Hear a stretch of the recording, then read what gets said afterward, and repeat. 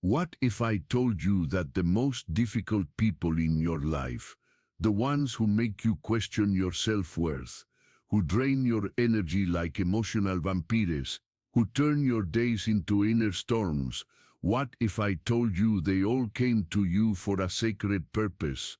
That every toxic encounter, every relationship that made you cry in silence, every person who made you feel spoiled, actually came to teach you the greatest lesson of all, how to recognize the infinite power that dwells within your soul. Edgar Cayce, the sleeping prophet, who unlocked the mysteries of the human soul for decades, spoke of something few dare to understand.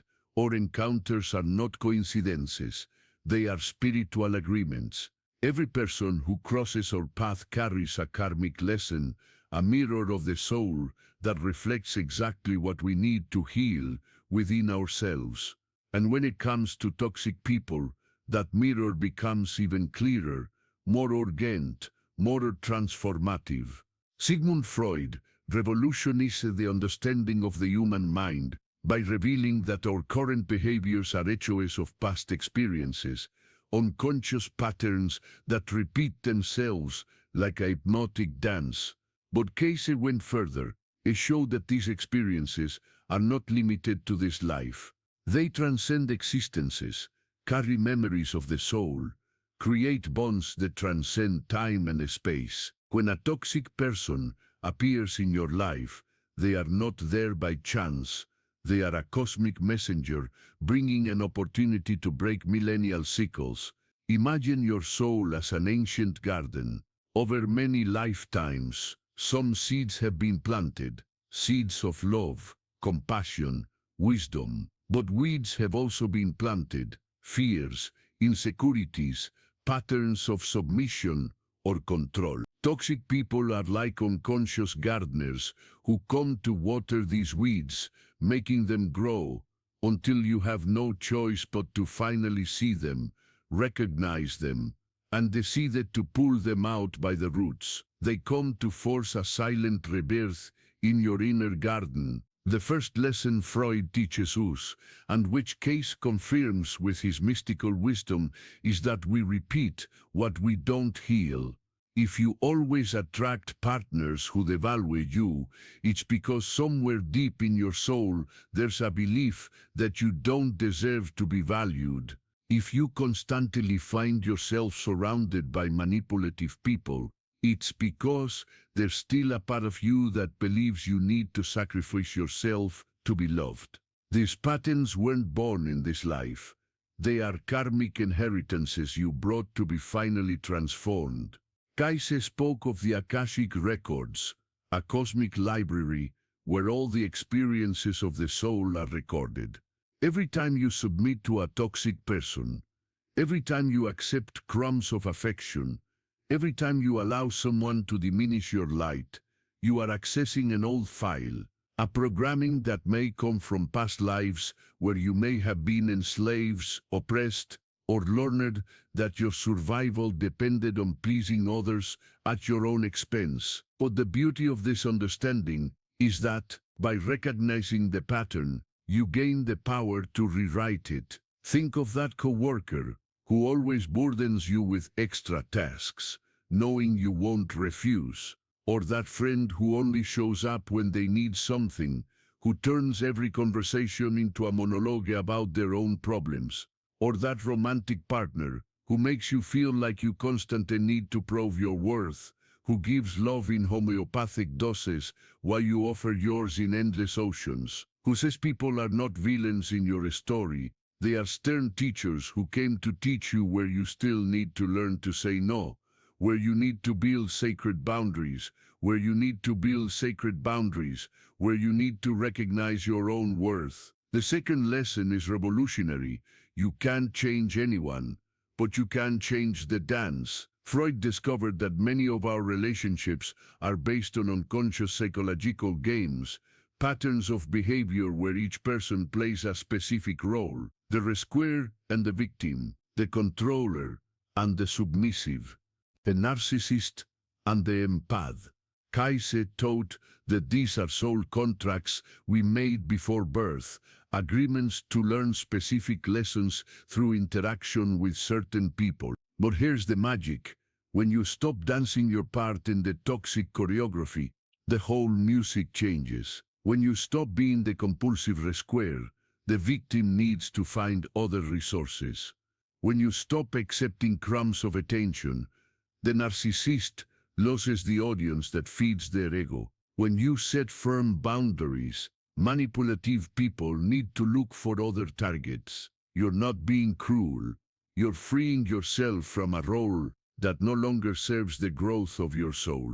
Casey always spoke about the universal law of attraction. We not only attract what we think, but we attract what we need to heal.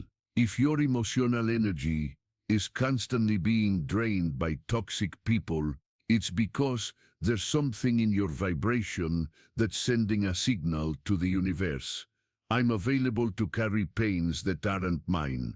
But when you recognize this pattern and decide to change it, when you start taking care of your own emotional wounds with the same dedication you care for the wounds of others, your vibration changes and different people start appearing in your life. The third lesson touches the heart of the matter. Every toxic person is a mirror showing where you abandoned yourself. Freud would call this projection. We see in others what we don't want to see in ourselves. Kaiser would say it's the soul asking us to heal our own wounds. When someone treats you with disrespect, the question is not, why is this person so cruel? But rather, where in my life am I being cruel to myself? When someone manipulates you emotionally, the real question is, where am I manipulating myself? Convincing myself that I don't deserve better. Do you remember that person who always managed to make you feel guilty for things that weren't your responsibility? They were merely mirroring the guilt you already carried within yourself. Remember that relationship where you felt invisible, where your needs were never a priority? It was reflecting how you neglected yourself, how you put everyone else before your own needs. The universe is a perfect mirror. It always reflects back our own internal state. And here, in the midst of this awakening journey, I need to tell you something important. If these words are touching your heart, if you're recognizing patterns in your life, if you're feeling that shiver of recognition that comes when a soul truth is revealed, then you are part of a special spiritual family.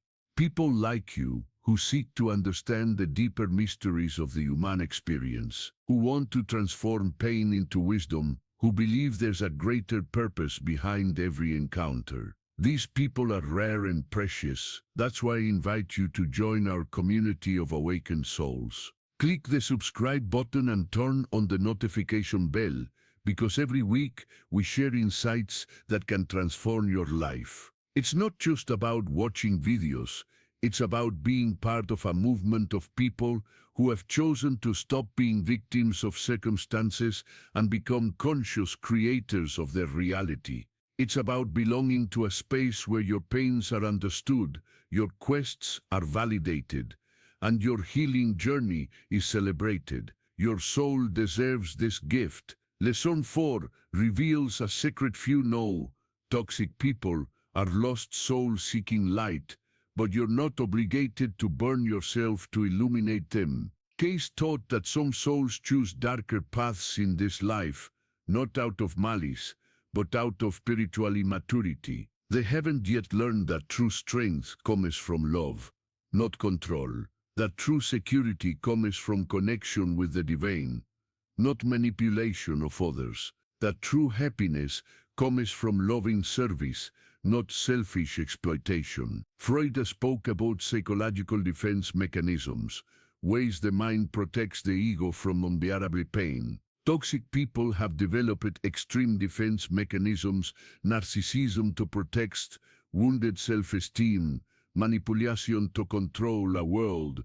They feel threatened by victimhood to get attention in a distorted way. They don't do this consciously.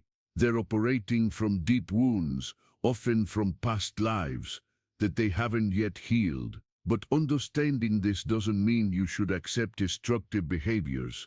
Having compassion for a toxic person doesn't mean allowing them to continue hurting you. In fact, setting firm boundaries is an act of love for both you and them. When you stop fueling someone's toxic behaviors, you force that person to find healthier ways to have their needs met. You become a catalyst for their growth, even if they don't acknowledge it immediately. Lesson 5 changes everything. You have the power to break generations of family patterns. Case spoke of karmic inheritance, patterns that pass from parents to children, not just genetically, but energetically. Families where women always marry men who diminish them. Lineages where men always struggle with self-esteem issues. Clans where everyone seems to attract dramatic and unstable relationships. These patterns repeat because they are cellular memories, unconscious programming transmitted as an invisible inheritance. But when you consciously decide to break these cycles, when you choose to no longer accept crumbs of love, when you set healthy boundaries, when you refuse to repeat the emotional mistakes of your ancestors, you're not just healing yourself, you're healing past and future generations. You become a lineage healer, someone who transforms the emotional DNA of your family. Your children, grandchildren, and great-grandchildren will be born with less karmic baggage because you had the courage to carry this transformative cross. Imagine how many women in your family line accepted relationships where they were devalued, how many men carried shame and anger without knowing how to process them, how many children grew up learning that love means sacrifice and pain. When you break these patterns in your own life, you're sending waves of healing that extend both to the past and the future. You're rewriting your family's emotional history. Lesson 6 reveals something profound. Every toxic relationship is a key spiritual initiation. In ancient mystical traditions, initiations were difficult rituals that tested a person's strength, courage, and wisdom before they could access higher levels of knowledge. Toxic relationships work the same way.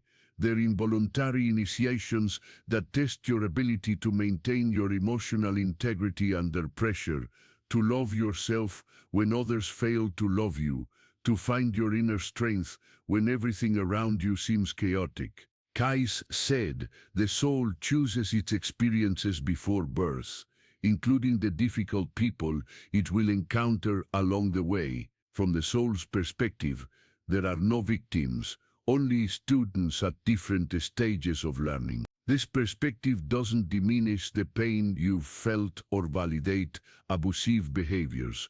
It simply offers a larger context, a way to find meaning and purpose in experiences that seemed senseless. Every time you maintained your dignity in the face of someone trying to diminish you, you passed a spiritual test. Every time you chose not to retaliate with the same negative energy, you demonstrated soul maturity. Every time you set a loving but firm boundary, you showed that you've learned to honor yourself.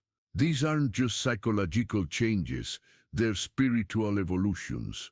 Lesson 7 strikes at the heart of the matter. You can't heal someone who doesn't want to be healed, and it's not your responsibility to try. Freud discovered that therapy only works when the person genuinely wants to change. Kais taught that spiritual healing requires the free will of the soul.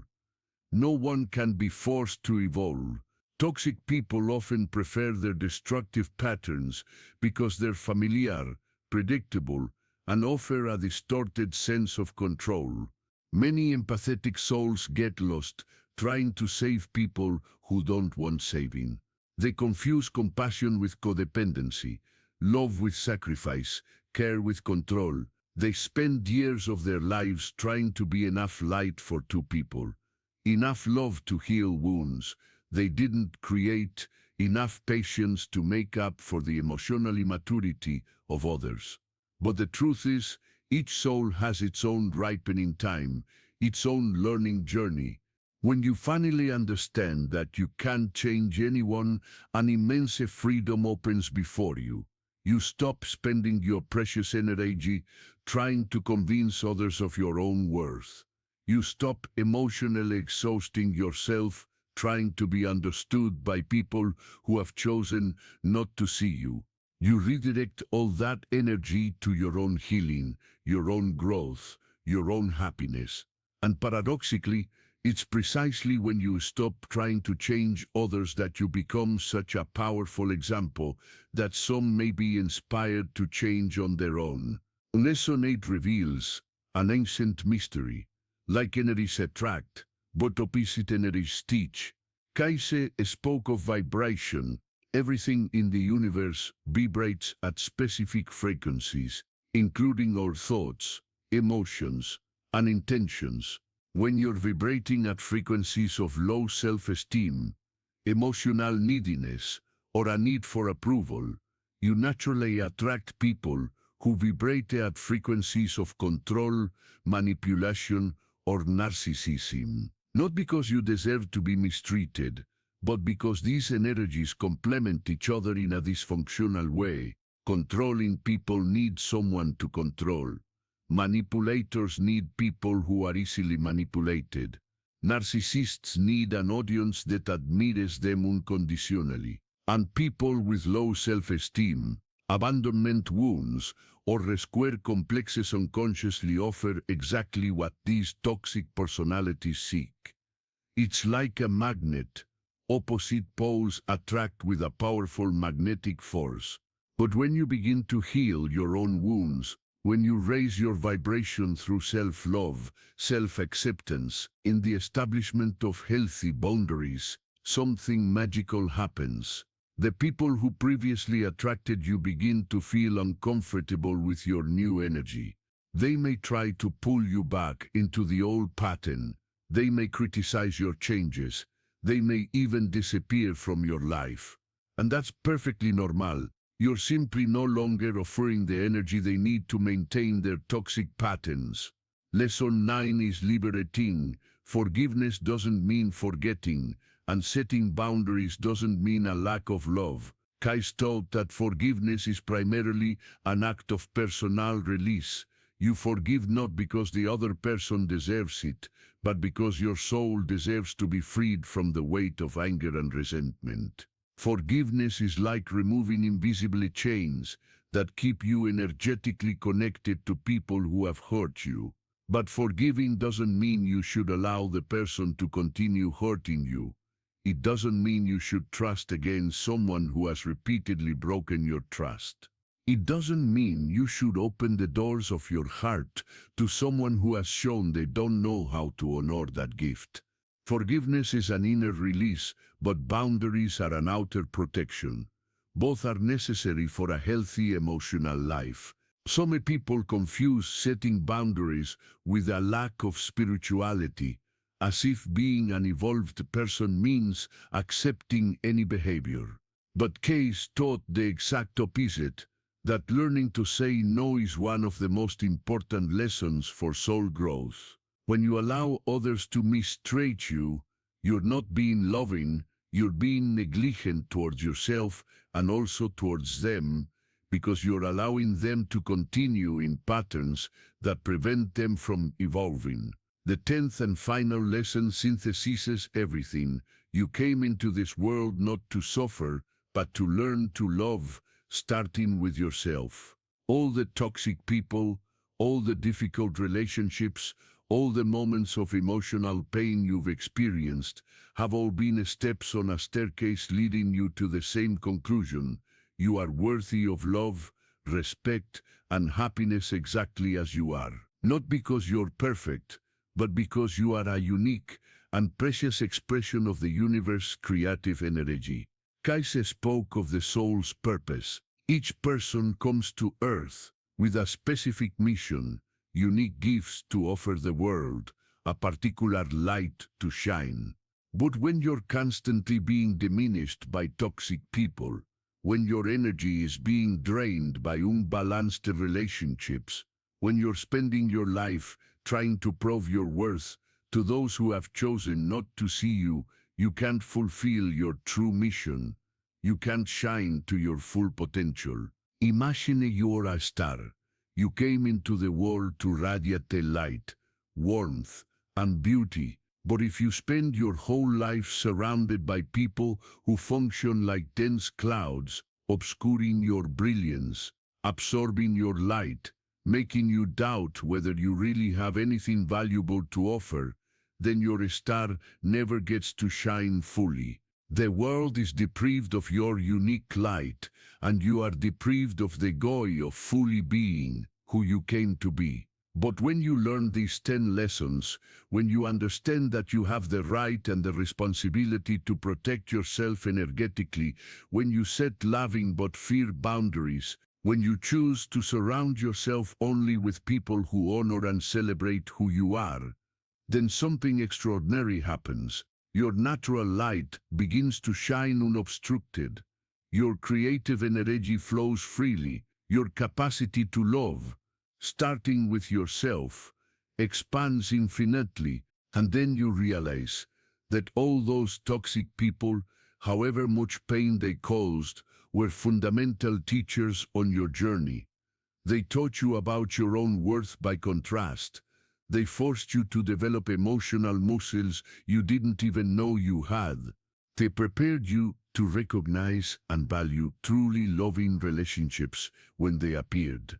They were unwitting catalysts of your spiritual evolution. Freud said the goal of therapy is to transform hysterical suffering into common unhappiness. Case went further. He believed the goal of the spiritual journey is to transform all forms of suffering into wisdom, all trauma into strength, every wound into a portal of compassion. When you look back and see all the difficult people who have passed through your life, you no longer see them as villains, but as stern teachers who help you discover the infinite resilience of your own soul. Because, in the end, what all these experiences taught you was this: you are far stronger than you imagined, much more resilient than you believed, and far more worthy of love than you were conditioned to think. Every toxic person who tried to diminish you only proved the opposite, that your light is so bright it bothers those who choose to live in darkness, that your capacity to love is so great, it scares those accustomed to superficial relationships, that your authenticity is so powerful, it exposes the falsity of those who live wearing masks. Now you know you never again need to accept crumbs of love when you deserve a feast. You never again need to diminish yourself so others feel bigger. You never again need to carry guilt that isn't yours or responsibilities that belong to other people. You never again need to prove your worth to those who choose not to see it. You've learned the difference between chosen solitude and imposed loneliness, between being alone and being surrounded by people who make you feel alone. Your soul now whispers a new truth. I deserve relationships where I am seen, valued, respected, and loved exactly as I am.